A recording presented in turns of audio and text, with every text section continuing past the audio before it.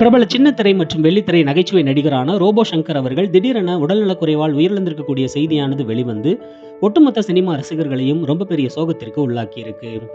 சமீப காலமாகவே உடல்நலக்குறைவால் மிகவும் அவதிப்பட்டு வந்த நடிகர் ரோபோ சங்கர் அவர்களினுடைய மறைவு செய்தி தான் இப்போ சமூக வலைதளங்களில் வெளிவந்து ரொம்பவே வைரலாக பரவிக்கிட்டு இருக்கு. நடிகர் ரோபோ சங்கர் அவர்கள் ஆரம்ப காலகட்டத்தில் ஒரு சிறிய நகைச்சுவை கலைஞராக தொலைக்காட்சிகளில் தன்னுடைய பயணத்தை தொடங்கினாரு. அதுக்கப்புறமா படிப்படியா அவருடைய கடின முயற்சியால, அவருடைய நகைச்சுவை திறமையால தமிழ் சினிமா திரையுலகத்துல அவருக்குன்னு ஒரு தனி இடத்தையே பிடிச்சாரு.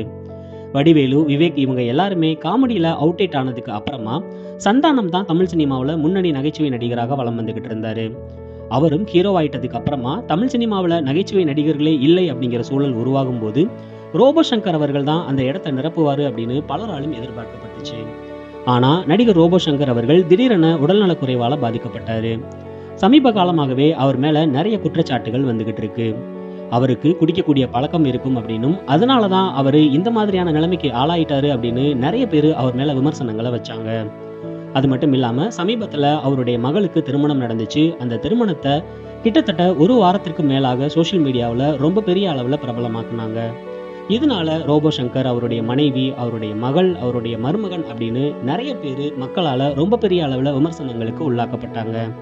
இப்படிப்பட்ட சூழல்ல தான் நடிகர் ரோபோ சங்கர் அவர்கள் கடந்த 2 நாட்களாகவே மஞ்சள் காமாலை நோயினால அவதிப்பட்டு வந்ததாக சொல்லப்பட்டிருக்கு.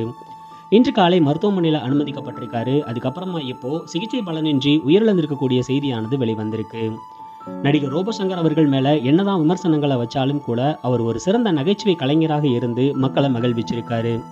அவரை பத்தின உங்களுடைய கருத்துக்களை மறக்காம கமெண்ட் செக்ஷன்ல வந்து சொல்லுங்க.